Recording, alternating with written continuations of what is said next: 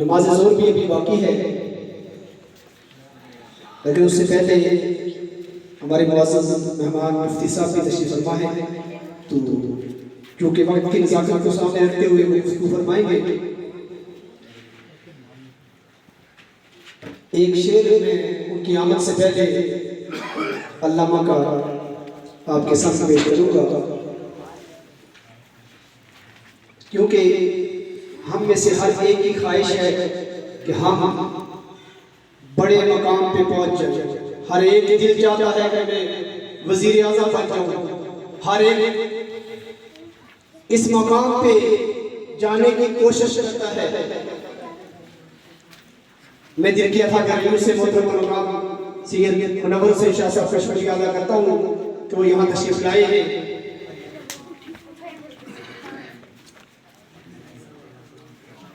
تو علامہ اقبال نے ہمیں جو پیغام دیا ہے کہ سبق پڑھ پھر صداقت کا، عدالت کا، شجاعت کا، یعنی یہ خصوصیات ہمارے اندر آ جائیں تو پھر ہم دنیا کے اندر بڑا مقام حاصل کر سکتے ہیں۔ سبق پڑھ پھر صداقت کا، عدالت کا، شجاعت کا، لیا جائے گا کام تجھ سے دنیا کی امامت کا، پھر تم دنیا کے امام بھی بن جاؤ گے۔ میں بلا تاخیر مختصر وقت کے لیے اپنے معزز مہمان مفتی محمد شہراز صدیقی صاحب کو دعوت دیتا ہوں کہ وہ تشریف لائیں اور اپنے خیالات کا اظہار فرمائیں۔ ان کی آمد سے پہلے میں نعرہ لگاؤں گا، آپ نے جواب دینا ہے۔ نعرہ تکبیر، نعرہ تکبیر، نعرہ رسالت، نعرہ حیدری، نعرہ حیدری، مفتی محمد شہراز صاحب۔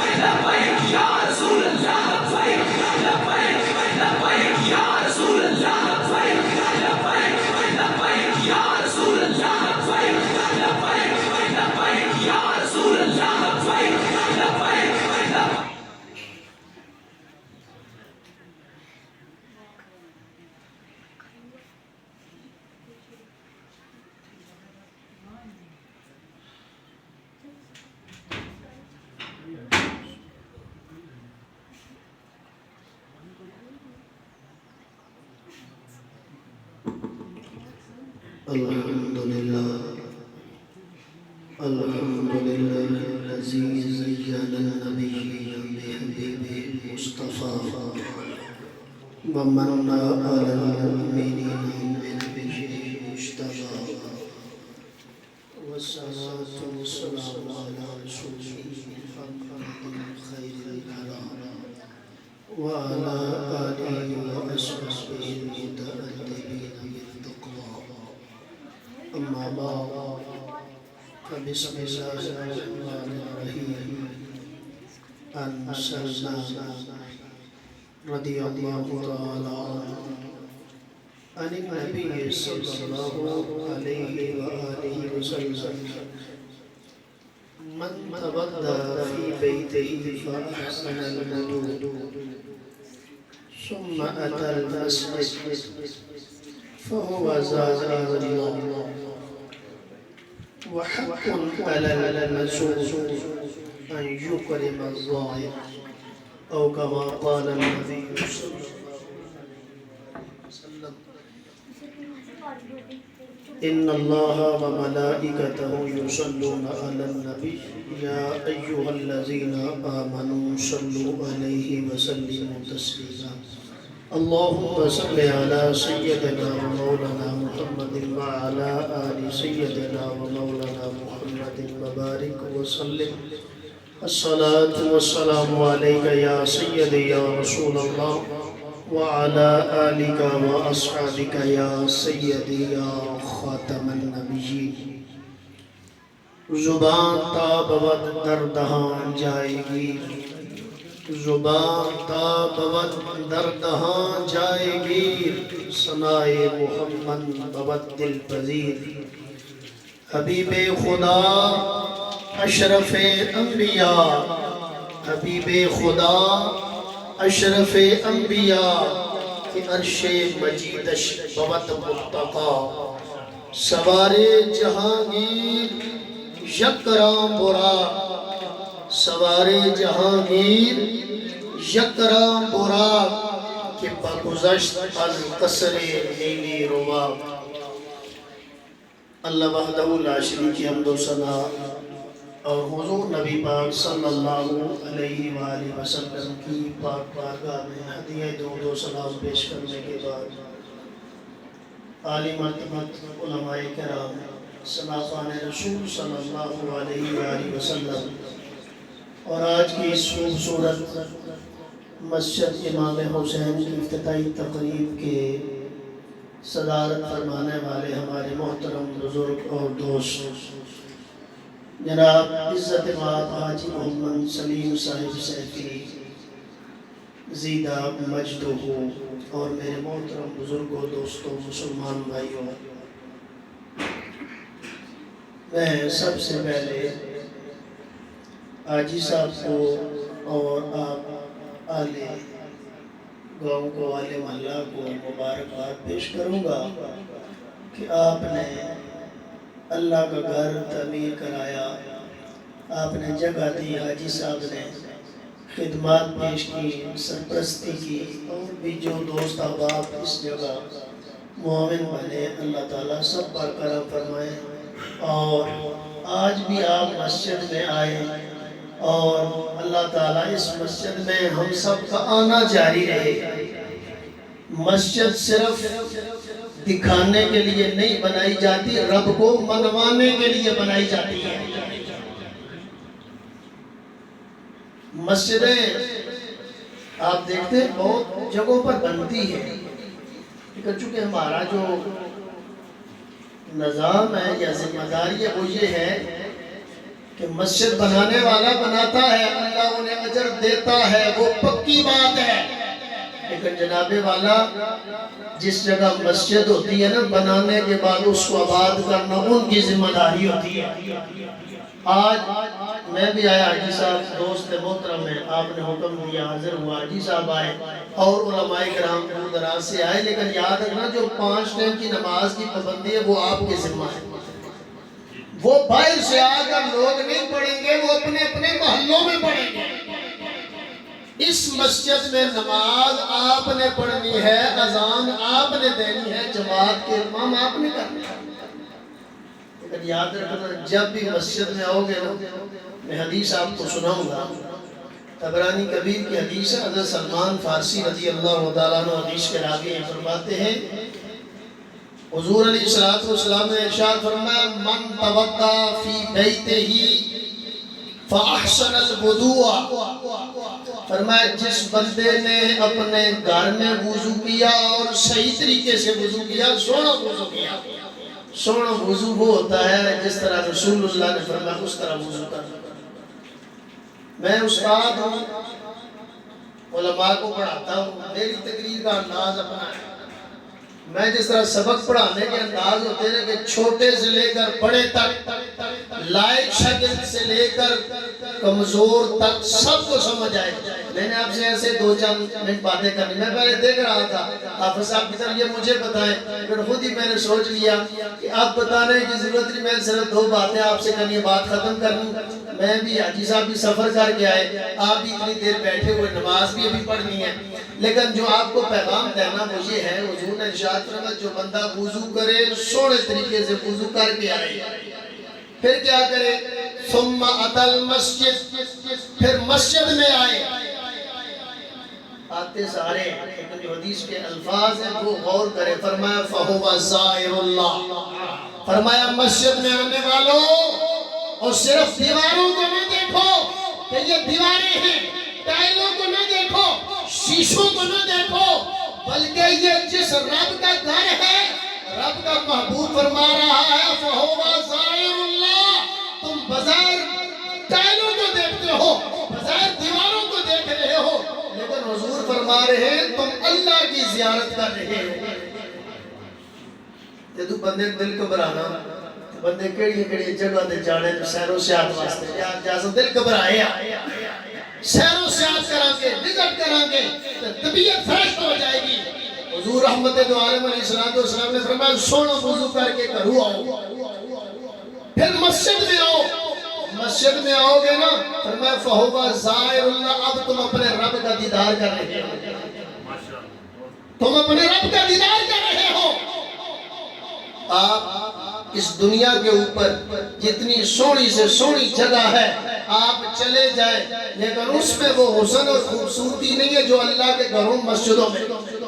احب البلاد الاللہ مساجدها حضور نے ارشاد فرمایا روئے زمین پر سب سے پسندیدہ جگہ اللہ کے گھر مسجدیں ہیں اور اس حدیث کا اگلا جملہ فرمایا وحق علی المزور ان یکرم الزائر حضور نے ارشاد فرمایا جس بندے کے پاس آپ جاتے ہیں دنیا میں اس کا حق ہوتا ہے اس کے ذمہ ہوتا ہے کہ آنے والے کو آپ عزت دیں حاجی صاحب تشریف لائے آپ نے یہاں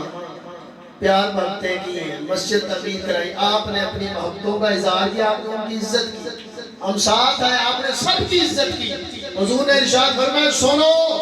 جس کی زیارت کے لیے کوئی جاتا ہے فرمایا مزور جس کی زیارت کی جاتی ہے وہ عزتوں سے نوازتا ہے زیارت کرنے والے کو اب معنی یہ بنے گا فرمایا تمہارا رب تمہیں عزت عطا فرمائے گا ایسے تو پتہ کسی جگہ جائے پتہ سوچتا ہے پتہ نہیں میرا نام لے گا تو میری عزت ہوگی نہ لے گا تو مجھے کوئی جانتا نہیں مجھے کسی نے پوچھا نہیں فرمایا تم مسجد میں آؤ کسی کونے میں بیٹھ جاؤ جس رب کے گھر میں آئے ہو وہ رب تمہیں جانتا بھی ہے پہچانتا بھی ہے دیکھ بھی رہا ہے مسجد میں آؤ پھر میں یہ مسئلہ پڑھاؤں گا مسجد میں آؤ وضو کر کے حضور نے ارشاد فرمایا ایسے آ رہے ہو گویا کہ تم رب کی دیدار کرے رب کی زیارت کرے نیت اچھی رکھو ارادے سونے رکھو ابھی اس سے پہلے شاہ صاحب بیان کرتے ہیں کہ جب تک ہم اپنے حالات خود نہیں بدلیں گے جناب یہ خود بخود نہیں بدلتے ہم اچھائی کی طرف نہیں آئیں گے ہم پاکیزگی کی طرف نہیں آئیں گے ہم اچھے انتخاب کی طرف نہیں آئیں گے اس وقت تک ہمارے حالات نہیں بدل سکتے کپڑے بھی بدلے تو بدلی کرنے انہوں تو وہ بدلی کریں تو بدلتے ہیں لباس سے بندے کی زینت ہے لیکن جناب آپ کپڑے نہ بدلی کریں وہی کندھے پہنے رکھیں اور آپ کہیں میرے کپڑے سونے ہوں خوشبو بھی آئے ایسا نہیں ہوتا کپڑے بدلی کریں تو بدلی ہوتے ہیں نظام بدلو گے تو بدلے گا ایسا نظام بدلو شاہ صاحب کی بات ہے کہ رسول اللہ کی بارگاہ میں پہنچو میرے ایک شیخ فرمایا کہ ایک موقع پر لوگوں اتنے پرانے ہو جو کہ دور مصطفیٰ نہ ہو جائے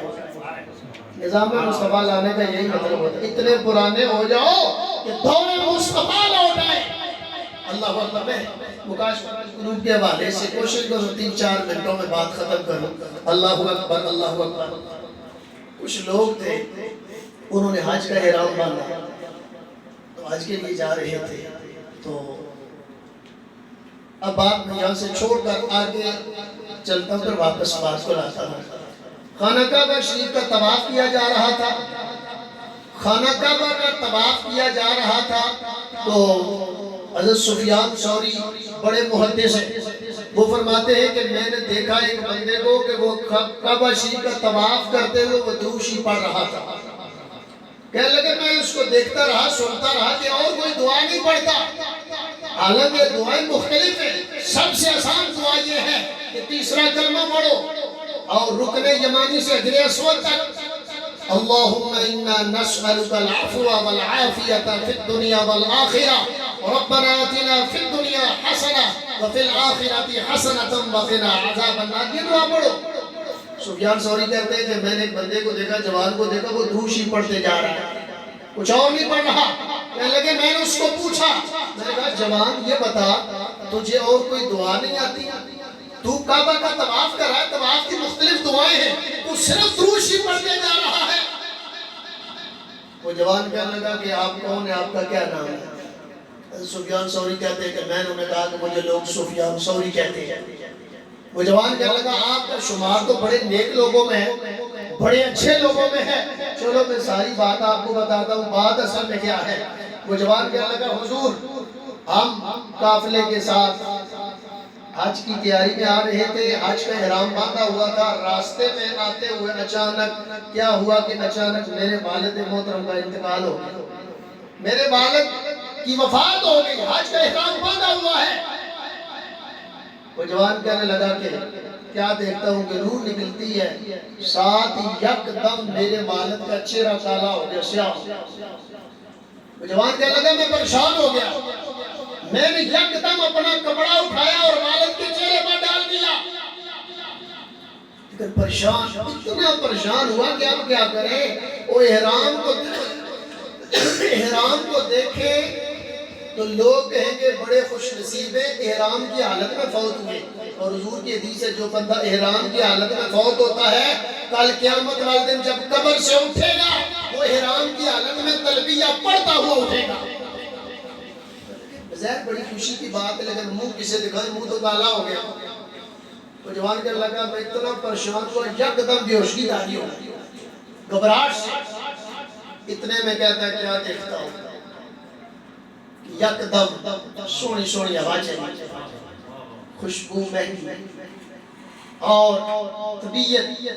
خوشگواری کی طرف منتقل ہوئی. کہنے لگا کیا دیکھتا ہوں کہ سونے لباس والی ہستی اور سونے چہرے والی ہستی آتی ہے. وہ میرے قریب آتی ہے اور میرے والد گرامی کے چہرے سے کپڑا ہٹاتے ہیں اور انگلی کا اشارہ کرتے ہیں. انگلی کا اشارہ کیا, ایسے چہرہ یک دم چمکنے لگا جیسے لائٹ آن ہوتی ہے. لگے اتنا میں نے دیکھا اور میں خوشی کے مارے پاگل ہو رہا تھا. میں نے دیکھا کہ وہ شخص واپس جانے لگا. میں نے آگے ہو کر عرض کی حضور اس مسافری کے عالم میں, اس غریبی کے عالم میں کہ جب کوئی پرسان حال نہیں, آپ نے ہماری عزت رکھی, ہماری لاج رکھی, ہم منہ دکھانے کے قابل نہیں تھے. آپ آئے تو ہمارے والد کا چہرہ چمکنے لگ گیا. آپ بتائیں تو صحیح آپ ہیں کون؟ تو اس سونے چہرے والی ہستی نے فرمایا مجھے پہچانا نہیں, میں تمہارا نبی محمد رسول اللہ, میں تمہارا نبی محمد ہوں. پتہ مجھے بھی ہے کہ تیرا والد بڑا گناہگار ہے, لیکن جب اس کی سانسیں نکلنے لگی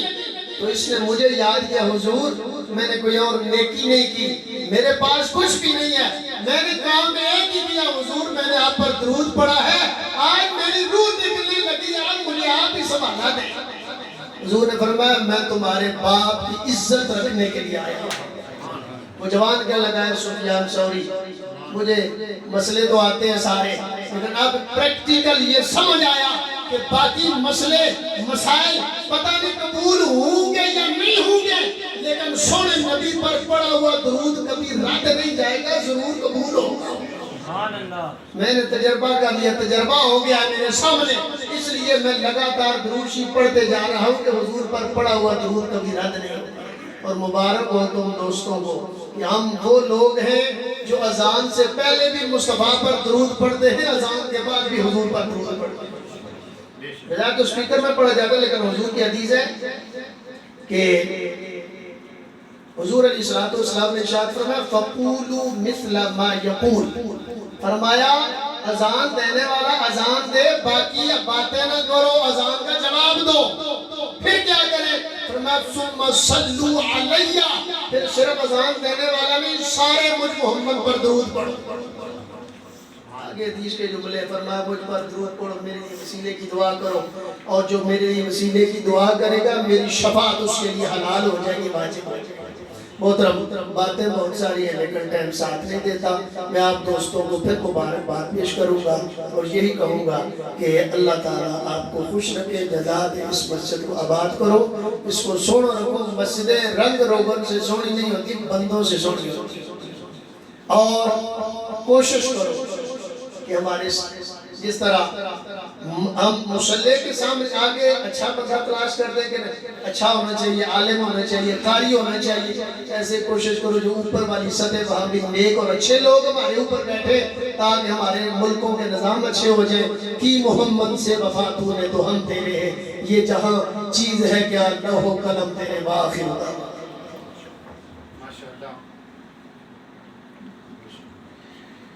بڑی مدد اور خوبصورت اور بڑی علمی فرما رہے تھے کہ صاحب میں آپ سے ایک معذرت